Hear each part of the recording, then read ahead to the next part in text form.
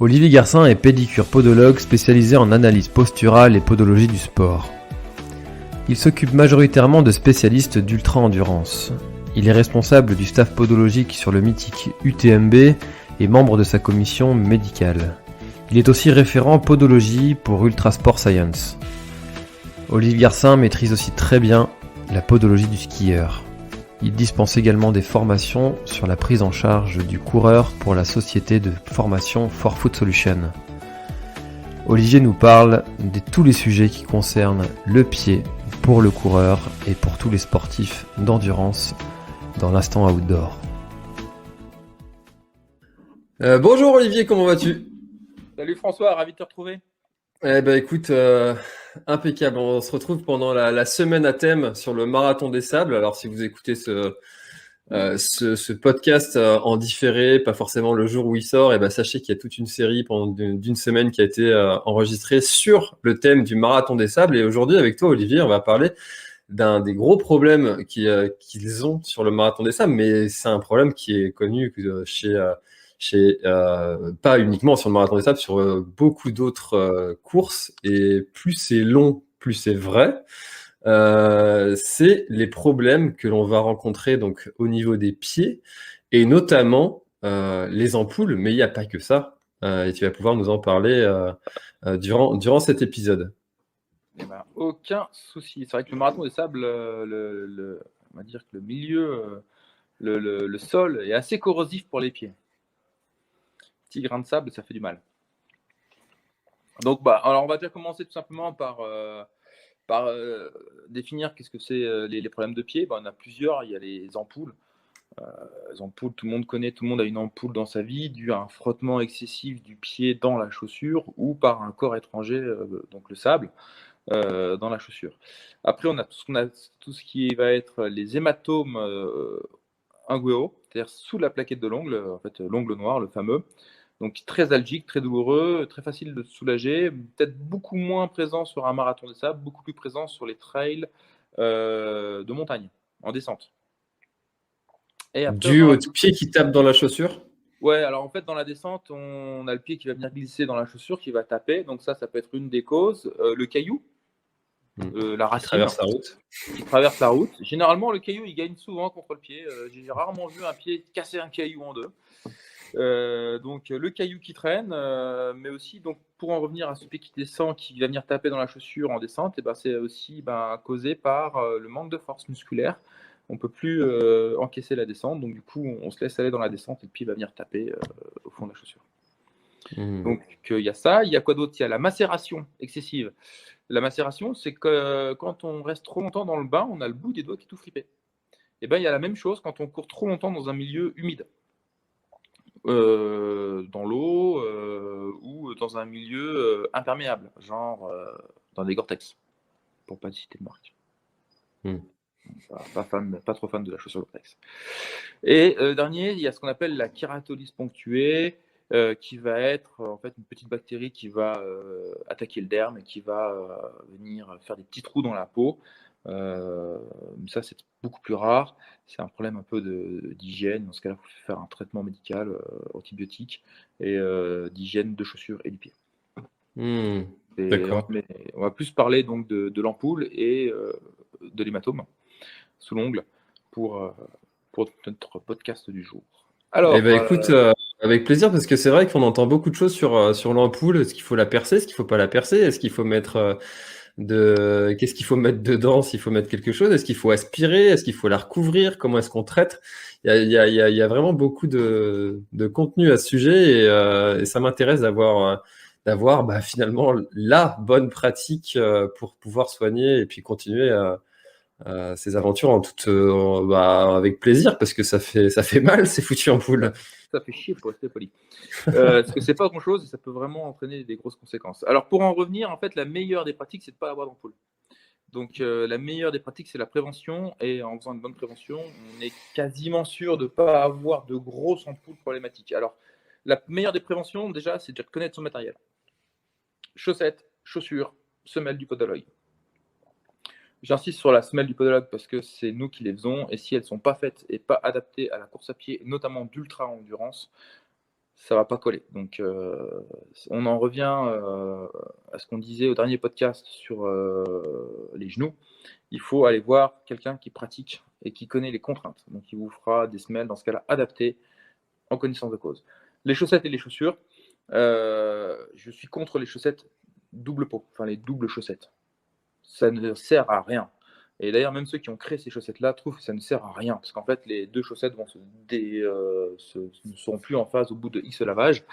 Donc du coup, une bonne chaussette près du pied, fine, c'est ce qu'il y a de mieux. Moi, je prends, je citerai pas de marque pour ne pas faire de pub, mais je ne prends pas de chaussettes en laine de mérino, je prends des chaussettes très simples, voilà, ça va très bien, qui tiennent au pied, c'est tout. Montantes ou pas, c'est chacun son problème. Pour des longues distances, je mets des chaussettes montantes. Pourquoi? Parce que comme ça, dans le sac à dos, j'ai plus qu'à prendre un 3/4 et non pas un pantalon long. Voilà, c'est tout. Et les chaussures, il faut connaître les chaussures. Une fois qu'on connaît sa chaussure avec laquelle on va courir, généralement on a fait tout l'entraînement avec et il est indispensable de repartir avec une chaussure neuve, mais neuve qu'on a cassée au moins sur 30 à 40 km. Voilà, donc comme ça on connaît son matériel et on n'aura pas de surprise. Ensuite, on a les conditions environnementales et climatiques. C'est-à-dire qu'on ne prépare pas de la même façon son pied quand on va courir un UTMB qu'un marathon des sables. Quand on va préparer le marathon des sables, on aura une grosse problématique du sable qui sera extrêmement abrasif et qui va agresser la peau. Et on peut dire, j'ai eu la chance d'aller encadrer le marathon des sables du Pérou, la seule édition, c'était la première. Maintenant, c'est devenu un half marathon des sables. Où on a eu 90%, 91% des participants qui sont passés en tente médicale pour les pieds. C'est énorme. Voilà. Donc, pourtant, c'est des gens qui sont habitués à courir et qui connaissent là pour le coup leur matériel, etc. C'est pas n'importe qui va s'engager sur des courses comme ça. Exactement. Et il faut savoir que ceux qui sont pas venus, c'est des Asiatiques qui, eux, se traitaient les pieds tout seuls. Donc, on va dire qu'on est pas loin des 99% des personnes qui avaient mal aux pieds sur l'épreuve. C'est énorme. Il faut savoir que dans le staff médical, il y avait médecins, urgentistes, anesthésistes, chirurgiens, infirmiers, médecins du sport, et il y avait 2 podologues. Et en fait, tout le monde faisait des petits soins de pied. Et puis nous, podologues, on faisait le tour des médecins pour leur dire comment faire. En fait, il n'y avait plus assez de personnes pour traiter les ampoules, tellement il y avait des trucs infectés et dégueulasses. Donc voilà. Donc au niveau environnemental, et c'est pareil, on ne va pas faire la même prévention en termes de produits qu'on va mettre sur un pied si on va faire un trail à étape au Costa Rica dans un milieu humide tropical ou si on va faire un trail marathon des sables. Parce que quand on va dans un milieu type humide, et ben en fait, si on met un truc qui colle sur le pied, ça ne va pas tenir. Par contre, si on met un truc genre une crème anti-frottement quand on va faire le marathon des sables, on imagine bien que ça va être un peu catastrophique. Donc, il faut bien connaître là où on va s'entraîner. Et après, le dernier, il y a le facteur génétique, et ça, personne n'en parle, c'est la sudation, la transpiration, si on transpire beaucoup. Plus on transpire, plus on aura une peau qui sera fragile, et plus, on va dire, moins elle va supporter, on va dire, le phénomène de friction, de contrainte, et plus, on va dire, le derme et l'épiderme vont casser entre eux et créer cette fameuse ampoule. Donc, il faut traiter cette transpiration, et là, il faut aller voir un professionnel, donc un podologue, pour justement traiter la transpiration excessive. Ah, ça se traite, la transpiration excessive. Ouais, au niveau du pied, hein, on a le stade léger, on mettra un certain produit, et quand on aura un stade plus élevé, il faudra faire ce qu'on appelle de la ionophorèse pour griller un peu les glandes sudoripares et atténuer un peu cette transpiration excessive problématique. Donc on parlera du tannage tout à l'heure, mais si on tanne sur un pied qui présente une hypersudation, c'est juste pas possible, ça ne marchera pas. D'accord. Ah, je pensais que c'était comme ça, quoi. Voilà, pas de chance. Tu transpires. Après, le corps, tout le reste du corps, on s'en fout un peu. Hein, on va pas passer toutes les personnes en ionophorèse. Mais le pied, ça devient problématique, notamment si tu as des ampoules. Quoi. Puis aussi bien sûr. les odeurs et tout. Mais c'est plutôt rare, attention, il n'y en a pas beaucoup. D'accord. Et donc, d'accord. Alors, du coup, qu'est-ce qu'ils auraient dû faire pour préparer leurs pieds de façon plus efficace, tous ces coureurs qui se sont retrouvés dans la tente parce qu'ils avaient des problèmes d'ampoule, j'imagine, pour la plupart. Donc, ce qu'on a dit, le premier, c'est déjà connaître tout son matériel, l'environnement, la génétique. Le deuxième, c'est la prévention du pied. La prévention du pied, c'est le tannage du pied. Jus de citron, beurre de karité, valeur sûre, simple, efficace, pas cher. Ça se trouve dans toute parapharmacie, pharmacie, le beurre de karité. Jus de citron, vous l'avez au Super U du coin. Enfin, excusez-moi pour la pub, moi. Au supermarché du coin. Leclerc, Intermarché, Grand Leclerc, Frais. Casino, Auchan, voilà, on se dit. Donc au supermarché du coin et vous trouvez votre meilleur citron. Le citron, bien sûr, vous le coupez en deux, vous le frictionnez tout autour du pied, vous le mettez de côté, pas pour les mojitos, on est d'accord, mais pour le prochain pied. Et derrière, vous laissez sécher. Généralement, vous rentrez du boulot, vous mettez appliquer le citron sur le pied, partout, bien entre les doigts de pied, parce que la majorité des ampoules sont entre les doigts de pied, au niveau des orteils. Et après, vous laissez sécher tranquille, et le soir, avant d'aller vous coucher, vous massez le pied au beurre de karité. Tout simplement. En fait, le citron, c'est son côté acide qui va faire que la peau va se rigidifier et le beurre de karité va assouplir un peu tout ça, c'est ça? Exactement, c'est exactement ça. Donc, en fonction de l'épreuve qu'on va faire, on le fera plus ou moins. Alors, il faut savoir qu'un coureur de trail a déjà un pied naturellement tanné. À force de courir, on va tanner le pied. Plus on fait la chose, plus notre corps est fait pour faire la chose. C'est comme ça. Donc, souvent, je prends l'exemple des mains des maçons qui sont toutes rêches, toutes dures, toutes. Ouais. C'est exactement ça. Hein. Demain, tu mets un médecin faire le maçon. Il va avoir les mains défoncées. Il va avoir les mains défoncées. Mais à l'inverse, le maçon ne pourra pas faire ce que fait le médecin. Bien sûr. Voilà.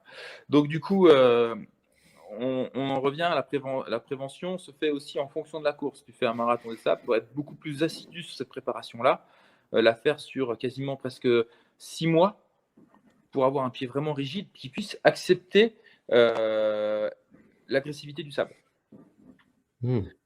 A contrario, tu vas faire un trail en montagne, et ben, tu auras moins besoin tu auras besoin de le faire, mais beaucoup moins fort. Tu vas faire un trail en milieu humide, il va falloir que tu t'entraînes à aller courir avec les pieds humides. Tu pars avec les chaussettes déjà mouillées. En fait, tu sais que tu vas faire un trail dans un milieu tropical, et ben, dès que tu vois un cours d'eau, tu mets tes pieds dans la flotte, quoi. D'ailleurs, ça, c'est l'entraînement, c'est ce que je fais en permanence. Hein. Dès que je vois un cours d'eau, je passe dedans, je ne me prends pas la tête à faire attention à mes petits pieds s'ils sont au sec. Parce que si tu te retrouves sur une édition une édition course à pied où d'un coup tu te prends pendant 10 heures de la flotte et que tu n'as jamais entraîné tes pieds à faire ça, ça devient compliqué. Ouais, c'est sûr que en fait, il faut préparer son corps à tout. Ouais. C'est ça. Imagine là, avec tout ce qu'on a eu comme flotte là cet été, si tous les trails étaient sous la flotte et que tu t'entraînes tout le temps sous le grand beau et tout quand il fait 20 degrés, enfin voilà, et à contrario, tu t'entraînes que quand il pleut et d'un coup tu as un soleil de plomb. Ça va être compliqué. Ça va être compliqué. Donc voilà, si tu vas faire le marathon des sables, il y a un moment ou un autre, il faut que tu ailles courir sur les plages des Landes dans le sable. Et alors, malgré tout, bon, on a fait tout ce qu'il fallait. L'ampoule pointe le bout de son nez. Qu'est-ce qu'on en fait? Ok. Alors, c'est bien. On va revenir, on va continuer un peu sur la prévention, parce qu'il y a 2-3 points de prévention, notamment vu que c'est la semaine marathon de sable. Et on va en revenir et je vais tirer 2-3 sonnettes d'alarme. Pas de crème anti-frottement quand on fait le marathon des sables. C'est interdit. Ou quand on fait un trail type sable. Parce que ça colle. Et ouais, t'imagines le sable qui va se mettre sur la crème, ça fait un peeling. On a vu des pieds dans des états mais catastrophiques. Donc pas de crème anti-frottement, ça c'est le carton rouge pour le marathon des sables. Pas de crème anti-frottement quand on va courir le marathon des sables. Et le seul moyen de prévention pour éviter les ampoules, parce que vu on sait qu'à peu près 100% des coureurs auront des problèmes de pied sur un marathon des sables, donc il y a le tannage du pied en prévention sur une longue période, 6 mois, et le jour de la course, on peut mettre ce qu'on appelle de duopore, un peu de sparadrap fin sur les zones qui vont déclarer des ampoules. Sur les courses type sable, c'est la seule prévention en course, c'est mettre un peu de sparadrap.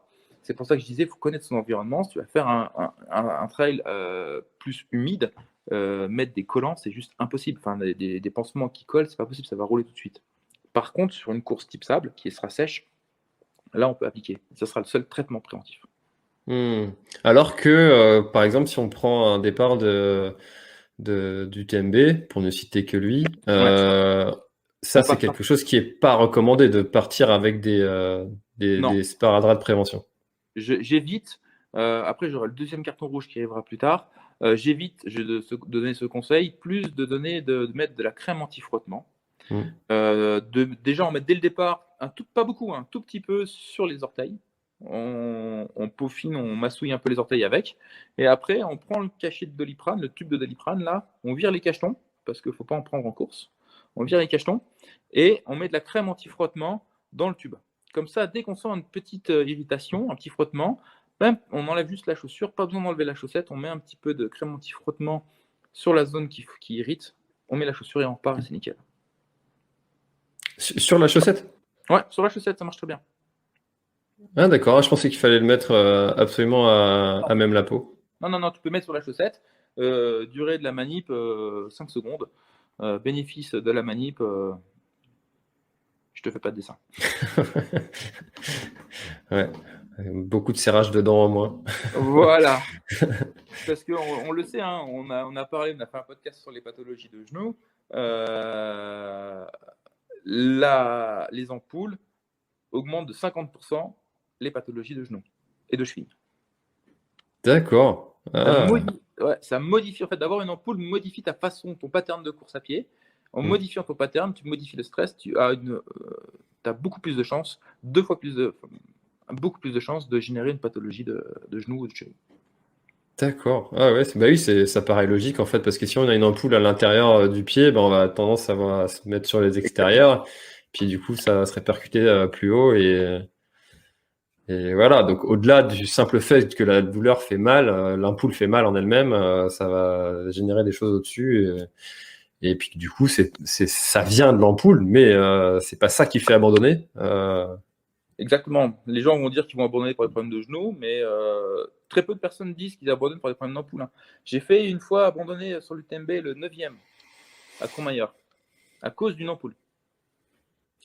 Il vient me voir, il me fait t'as vu mon pied et tout. Il avait un stécasse comme ça au talon, nouvelle chaussure, parce que son sponsor lui a donné la chaussure 3 jours avant la course.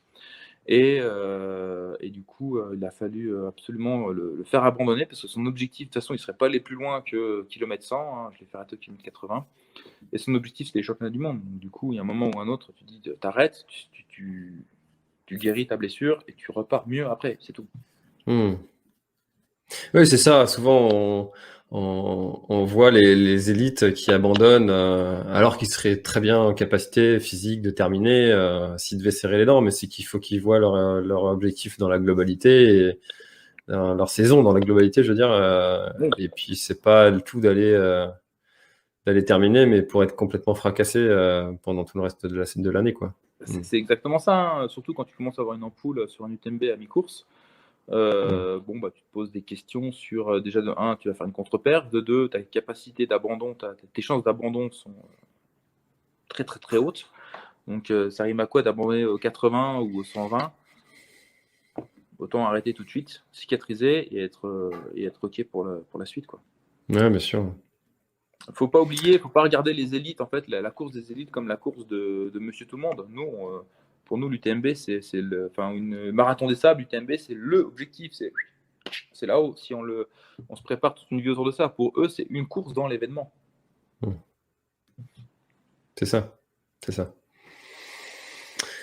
Alors, donc on a dit qu'il fallait vraiment accentuer la prévention, pas de crème sur les pieds quand on est dans des conditions type sablonneuse, avec un petit peu de sparadrap en prévention, ce qui n'est pas le cas quand on est sur une course type UTMB, où ça va être plutôt l'inverse. Du coup, on va mettre plutôt de la crème et pas de sparadrap. Tu disais qu'il y avait un autre carton rouge. Ouais, l'autre carton rouge, ça sera les pansements hydrocolloïdes. Je cite pas de marque, mais j'en ai une fortement en tête. Tout le monde voit laquelle je veux dire. La boîte est verte. C'est no way, ça. Il n'y a même pas moyen de mettre ça. C'est hors de prix. Et en fait, définition d'une ampoule se crée quand en fait il y a une contrainte pied-chaussure au niveau du pied. Ok, voilà. Donc ça veut dire qu'il y a une surface qui frotte sur une autre surface. Si on rajoute de la matière sur cette surface qui frotte, on augmente le phénomène de friction. Alors, ok, pendant, je vais dire peut-être 15-20 bornes, ça va soulager la friction. Mais au bout du kilomètre 80, la friction va quand même se faire à travers. Il va se passer quoi? Il va se passer une formation d'ampoules sous ce pansement hydrocolloïde et une prolifération d'ampoules. Il y a un moment ou un autre, il faudra soigner cette ampoule. Se passe 2 cas. Le premier cas, l'ampoule reste sous l'hydrocolloïde, et quand on enlève, parce que pour soigner, il faut l'enlever, on est d'accord, on arrache tout. Ouais. Donc là, je te laisse imaginer la jouissance du coureur. Le deuxième cas, l'ampoule s'est répandue partout autour de cet hydrocolloïde, et dans ce cas-là, on retire quasiment toute la peau du pied. Et on a des gars qui ont quand même fini au service des grands brûlés. Donc, pas de pansement double peau, pas d'hydrocolloïde quand on court une course d'ultra-endurance. C'est peut-être bien pour les soirées de gala, chaussures hauts, talons hauts, bout pointu, machin, ce que vous voulez, mais pas pour courir un ultra. Ça, c'est le carton rouge. Et même pour terminer, par exemple, il me reste 20 km à faire. J'ai une ampoule qui commence à arriver. Si c'est juste pour terminer, alors moi je ne dis pas pour prendre le départ. Si c'est juste pour terminer, ça te sauve ta course, ça te permet de faire tes 20 derniers bornes, je vais dire oui, mais derrière tu le poses en connaissance de cause. Donc ça c'est la première chose. Si tu restes que 20 bornes, comment est ton ampoule? Est-ce que ton ampoule est grosse, c'est un gros steak, ou est-ce que c'est juste un frottement? Dans ce cas-là, la crème anti-frottement fera bien plus le job. Est-ce que si c'est que 20 km, est-ce que modifier un peu ta foulée te permettra de finir et après de traiter correctement ton ampoule? Parce que tu prends le marathon des sables, tu prends la dernière étape. Généralement, si tu prends le marathon des sables, tu as déjà vu à peu près la tente médicale un certain nombre de fois, et les médicaux t'ont pris en charge correctement ton pied pour justement que tu puisses finir sans problème. On va prendre un trail, donc n'hésitez pas sur le marathon des sables, si vous y allez et que vous avez des problèmes de pied, surtout n'hésitez pas à aller les voir, ça vous évitera des grosses complications. Donc ça, c'est ne pas avoir peur, ils sont là pour ça, n'hésitez pas à aller les voir dès le début, dès que ça frotte, et demandez des conseils. Pour les gros trails, genre des gros ultras de 170 bornes, 160, 200, 300 km comme on voit maintenant, si ton ampoule apparaît à 20 km de l'arrivée, tu peux finir tranquillou, hein. Enfin, tu vois, ou alors c'est que tu l'as senti avant, mais si tu la sens juste à 20 bornes, tu prends l'UTMB, c'est Valorcine avec un peu une ampoule au talon. Moi, j'ai fait les 20 derniers bornes de la CCC avec un hématome sous l'ongle. Ouais, j'ai réussi à finir sans souci, hein. On serre un coup les dents. Après, ce qui se passe, c'est que nous, quand on commence à traiter ces problèmes, ces pansements hydrocolloïdes, la dernière fois, attends, il fait beau et les mouches reviennent. La dernière fois qu'on avait dernière course UTMB, on avait des pansements hydrocolloïdes. Le mec, il en avait mis 3 sur le pied. On a passé 1h30 par pied pour les enlever. Et on lui a scalpé le pied, hein. Il est reparti en fauteuil roulant, hein. Ah là là là. Donc moi, je suis vraiment. Tu m'as vacciné, hein. Tu m'as vacciné là contre les. Je t'enverrai des photos si tu veux, hein. J'en ai plein, hein, mais je suis. Non, merci. Je suis vraiment contre, hein. C'est. Ouais. On a des histoires extraordinaires, hein, des personnes qui ne sont pas formées justement. CCC, je ne sais plus quelle année, la personne elle prend le départ, elle a mal au pied à la foulie. Nous, il n'y avait pas de podo à la foulie, il y avait des infirmières qui n'étaient pas du tout, les pauvres, pas du tout formées aux techniques de prise en charge du pied. Elle lui met une double peau parce qu'il sentait un début le coureur sentait un début d'ampoule. Le mec il repart nickel, il arrive à Champé, kilomètre 55. Il retourne voir les infirmières, il n'y a toujours pas de podo. Il fait j'ai mal au pied, hein, vous pouvez regarder. Donc les infirmières commencent à décoller l'hydrocolloïde. C'est pas beau. Donc ils referment, hop, ils mettent un strap par-dessus. Et le mec, du coup, il repart, il arrive à Trien. Là, il y avait les podos, ils commencent à regarder, ils font ok, toi, tu repars pas, tu restes là, tu vas t'asseoir. On l'a revu du coup à l'arrivée à Chamonix, il s'est fait rapatrier à Chamonix. Mec, il a fait 2 semaines, il a fait service grand brûlé, 2 semaines d'antibiothérapie, arrêt de travail, et c'est 4 mois de soins infirmiers. Il avait la peau du pied scalpée. Ah, mais ça doit être horrible.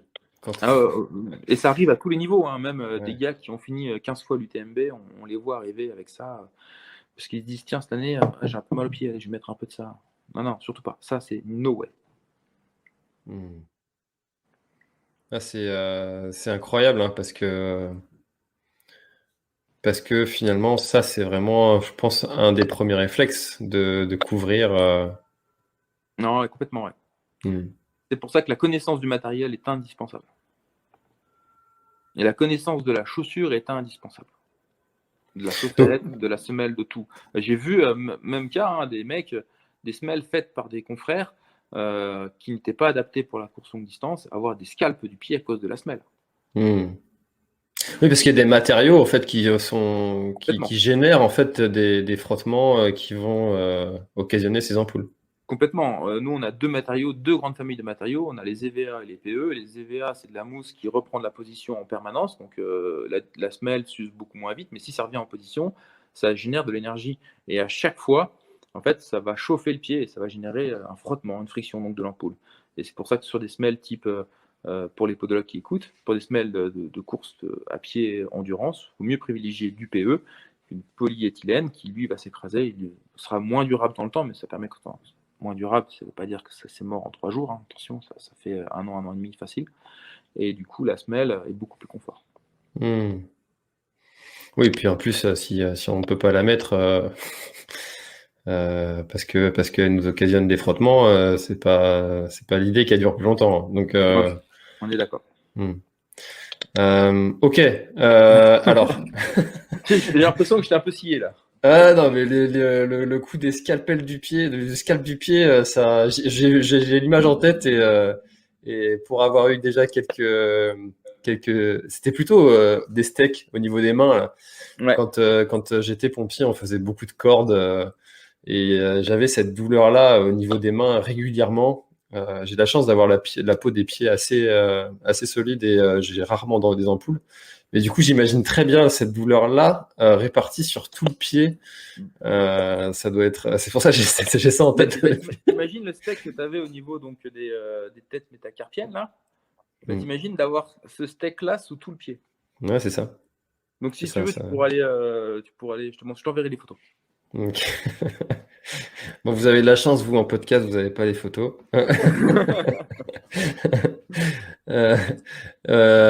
D'accord. Alors, du coup, quand on a, alors, imaginons, parce que là, on parle d'événements qui sont ultra encadrés, avec des professionnels qui savent prendre en charge, mais imaginons qu'on soit au fin fond de l'Himalaya ou en pleine montagne, parti sur une randonnée seul, à traverser le GR20, on est en plein milieu, on ne peut pas faire appel à un professionnel de santé. Comment est-ce qu'on s'en occupe de cette ampoule?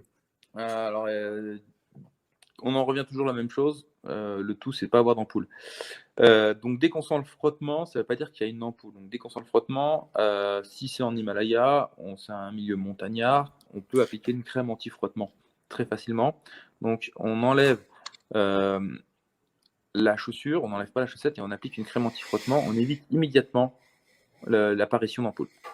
Si on fait un truc vraiment trop long et que l'ampoule est déclarée, si l'ampoule n'a pas explosé, on peut aspirer, donc via une seringue, on peut aspirer la sérosité et assécher cette ampoule avec de l'éosine, de la bétadine, avec un antiseptique. Attention, ça pique fort, c'est normal, ça brûle les papilles du derme, mais ça permet de repartir. Si l'ampoule est ouverte sur moins de la moitié, on garde la peau qui fait le premier pansement. Et après, derrière, on fait un pansement antiseptique avec les produits qu'on a sous la main, le plus fin possible. Toujours dans la même objectif d'éviter les frottements. D'où le sparadrap qu'on utilise en prévention sur Marathon des Sables. Exactement, le plus fin possible, toujours le plus fin possible. Et dès que l'ampoule, par contre, elle est explosée sur plus de la moitié, là, ça devient beaucoup plus compliqué. Il faut mettre des tulles gras, donc des produits très gras pour éviter que la compresse colle sous la peau. Le pansement sera un peu plus volumineux, ça sera beaucoup plus algique. Faut vraiment éviter d'arriver à ce phénomène-là. Bon, alors après, si on est sur un trek, un raid et qu'il y a pas de retour, eh ben, on serre les dents et on avance, on soigne. Laisser l'ampoule le plus possible à l'air libre quand on se repose pour que assèche, et éviter tous les phénomènes de macération. Quand tu vas faire des expés, par contre, en Himalaya, là, j'ai eu il n'y a pas longtemps des patients qui partent faire du ski de rando en Himalaya et l'ampoule est un énorme problème en ski de rando. La connaissance du matériel et du chausson est primordiale. Quand on fait une expé, le premier facteur que les aventuriers font, c'est checker les dents, et le deuxième, c'est checker les pieds. Les dents? Les dents, ouais. D'accord. Tu te chopes un abcès en haute montagne, t'as pas l'air d'un con. Et checker les dents et checker les pieds. Donc ça, c'est les deux paramètres à ne pas négliger parce que tu ne peux pas retirer tes chaussures quand tu es dans du grand froid. Bah oui, on imagine mal être pieds nus à Voilà. 7000 d'altitude. Ouais, Donc tu ne peux pas retirer tes chaussures par du grand froid, donc tout doit être carré. Nickel. Donc c'est comme ça, c'est pas autrement. Bon, alors quand on est sur un marathon des sables, c'est beaucoup moins problématique, mais voilà, il y a des notions. Donc si tu arrives à l'ampoule ouverte, quand tu es à l'autre bout de la planète, au fin fond du trou du Djebel, c'est déjà pas bon signe. C'est pas très bon signe parce que tu peux, en fait, c'est une barrière cutanée qui est ouverte, hein, donc tu peux avoir des infections et tout. Donc pas négliger ça. Pansement antiseptique fermé et limite prendre du temps pour se reposer. Ouais, donc là encore, faut savoir aussi s'écouter et puis au bout d'un moment dire stop, je me mets en sécurité et puis. C'est toujours comme ça. Hein. Quand tu passes un diplôme de secouriste, la première chose qu'on t'apprend par rapport à la personne à sauver, c'est de te mettre toi en sécurité. Enfin, t'es pompier, je pense que tu n'apprends rien. Ouais, c'est sûr, hein, c'est l'une des premières choses, c'est le fameux électrocuté qui est au sol. C'est cet exercice qu'on a souvent l'habitude de faire pour justement illustrer cette chose de tu te mets en sécurité. S'il est au sol et il est électrocuté, comment est-ce qu'il s'est électrocuté? Va disjoncter le truc d'abord avant d'aller le toucher, parce que sinon toi aussi tu vas être électrocuté. Ouais. On est d'accord. Donc toujours se mettre en sécurité. Après il y a plein d'autres. Ce qu'on disait, tiens, on était parti sur. On était parti sur le fait que quand les ampoules dérivent trop et qu'elles sont ouvertes, vaut mieux aller abandonner ou rentrer et puis se soigner, repartir une fois que c'était soigné. Après, je vais vous donner là maintenant le traitement de grand-mère qui marche très bien. J'ai donné pour des coureurs qui faisaient la PTL et des personnes qui avaient dit voilà, qu'est-ce qu'ils me proposent, je veux pas le traitement médical, je veux le traitement de grand-mère pour contre les ampoules, ça soigne très très vite et je suis ok, d'accord, tu mets du citron sur l'ampoule. Il me fait quoi? Aïe. Ouais, en fait, t'as l'ampoule, tu mets du citron dessus. Et généralement, ça marche très très très bien. Ça fait très très très très très très très mal, mais ça marche très très bien. Très très très bien. Ouais, d'accord. Ça. Du coup, tout à l'heure, on disait que le citron allait durcir la peau, donc la sécher, voilà. Contrairement au beurre de karité qui lui va l'hydrater et l'assouplir. C'est pour ça que ce mélange-là fonctionne bien. Donc là, sur une ampoule, l'action ouverte. Ah oui, ouverte, ouais, d'accord. Ouverte, pas fermée. Ouverte, mais attention, hein, si l'ampoule c'est tout le scalp du pied, t'évites de mettre du citron. Non. Non, c'est une petite ampoule au tâton qui va devenir problématique, qui s'ouvre et qui, vous savez, le petit caillou dans la chaussure qui t'emmerde, quoi. Donc tu mets du citron dessus, ça te fait très très très mal, mais après derrière tu repars. J'ai plusieurs exemples de patients à qui j'ai proposé ça, notamment quelqu'un qui a fini 9e de l'UTMB, il avait une ampoule qui ne guérissait pas, tout le temps, ça faisait 3 semaines qu'elle était soignée par de la bétadine, elle ne guérissait pas. Je lui ai donné du citron. Je l'ai revu le lendemain, j'ai cru qu'il allait m'égorger. Par contre, je l'ai revu après la course, il finit 9e, il m'a sauté dessus, il m'a dit j'ai eu mal partout, sauf là. Ouais, après, faut savoir ce qu'on veut, quoi. Donc voilà, hein, moi je l'ai testé, hein, j'ai chanté. Hein. J'aime bien tester ce que je conseille à mes patients aussi. Hein, donc, faut tester une fois. Après, voilà, ça pique. Hein. Fort. Ouais, je viens de croire. Ouais. Ouais. Ok, donc ça c'est pour les ampoules. Je pense qu'on a on a un petit peu vu le sujet, vu l'idée, parce que on a aussi parlé des ongles noirs Alors, les euh, ongles noirs, ouais, ça fait avec super mal, ouais. notamment en descente. On a l'impression d'avoir le cœur dans le doigt de pied. T'as déjà eu, j'imagine, hein? Alors je l'ai eu une fois suite à un caillou qui traversait la route, le fameux, et puis j'ai shooté dedans et mon ongle a fini par tomber. Ouais, ça fait mal, hein. Ouais, ouais, il y a une période où ça fait mal et bizarrement, en fait, à partir du moment où il tombe, ça fait plus mal.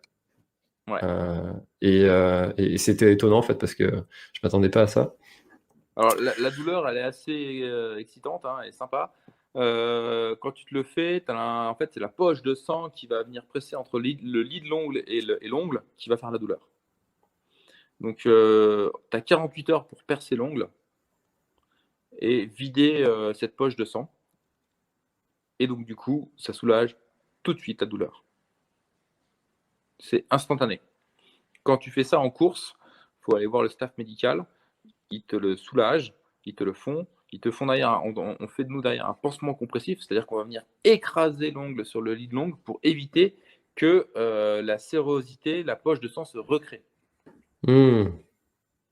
Malgré que l'ongle soit percé, Ouais, ça ça va quand peut se même se recréer. recréer quand même.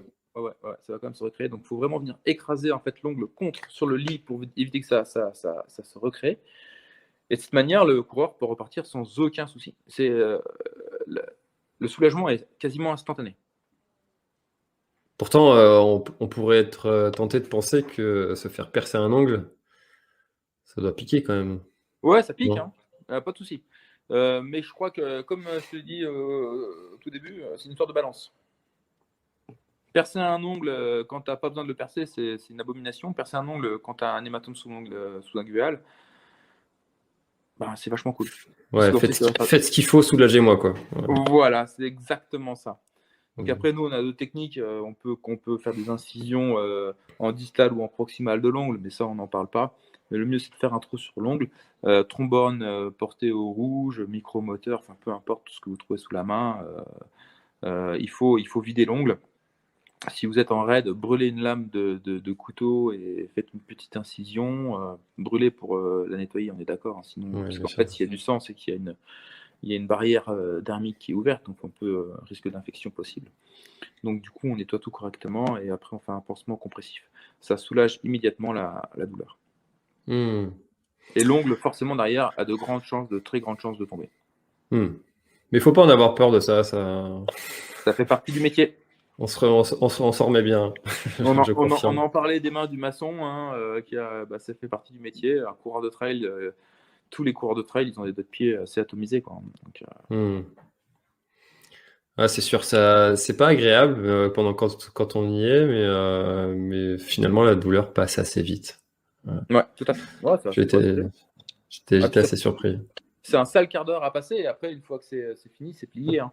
Faut le faire, surtout si tu es entre guillemets à mi-course.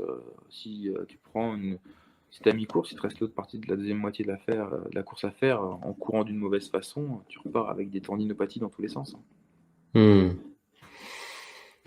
Bon, bah écoute, je pense qu'on a parlé des ampoules, on a parlé des ongles noirs.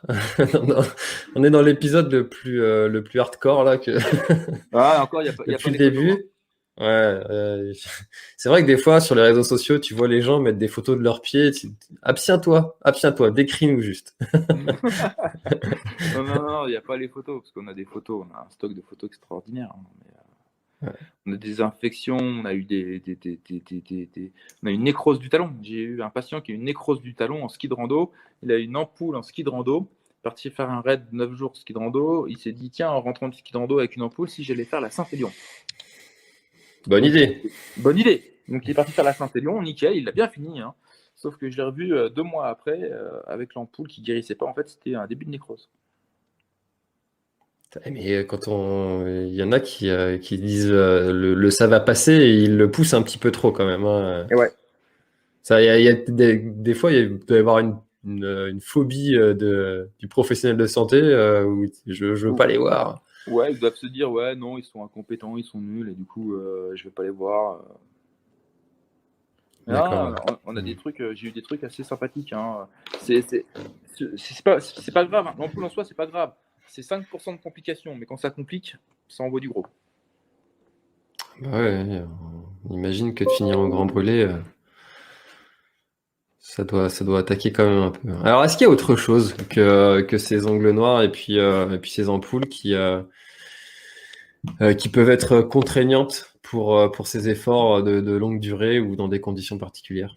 Bah, j'en ai parlé au début, hein, les macérations. Les macérations, donc c'est dû à un milieu clos qui transpire, donc en courir dans sa transpiration, courir dans l'humidité permanente, va donner la peau du pied complètement fripée. Hmm. Ça va être hyperalgique, sensation de marcher sur des braises, de brûlure. On est à peu près à 9 sur 10 en douleur. En traitement, il n'y a rien à faire. C'est juste assécher le pied. Assécher le pied, bah, c'est souvent, c'est quoi? C'est laisser le pied au sec. Donc, Talc? talc dans une alcool. L'alcool, ça assèche pas à boire, hein, sur le pied, on est d'accord. Je parle à un breton, donc On le boit après, c'est pas grave. voilà. L'oxygène, c'est plus tard. Ouais. Et donc, du coup, on asséchait le pied, donc changement de chaussettes, de chaussures, mais si juste après il pleut des cordes encore, bah, ça va pas durer bien longtemps cette histoire. Donc, si la douleur, faut savoir que c'est pas grave en soi, c'est vraiment pas grave. Si la douleur est vraiment trop insupportable, ben, faut arrêter, hein. La douleur est vraiment vive et assez extraordinairement vive, hein. J'ai jamais vécu cette histoire-là parce que j'ai jamais couru assez longtemps sous la pluie, mais ce qui paraît, c'est tous ceux qui nous l'écrivent, c'est assez sympathique. Ouais, ça va être tous les trails dans des conditions tropicales. Bah, humide, Je pense, tropicale, voilà. des courses où tu te prends de la flotte comme cette année à plus pouvoir, des courses où tu vas passer de cours d'eau en cours d'eau et que ton pied n'aura pas le temps de sécher. Oui. Donc, D'ailleurs, ça, c'est quelque chose que j'avais été très surpris il y a quelques années quand j'avais commencé la discipline, c'est que j'avais vu sur l'ultramarin, donc qui fait tout le tour du golfe du Morbihan. Au départ, quasiment au départ, il y a un endroit où la marée était haute et les coureurs devaient mettre les pieds dans l'eau, donc dans l'eau salée en plus. alors ça, c'est horrible.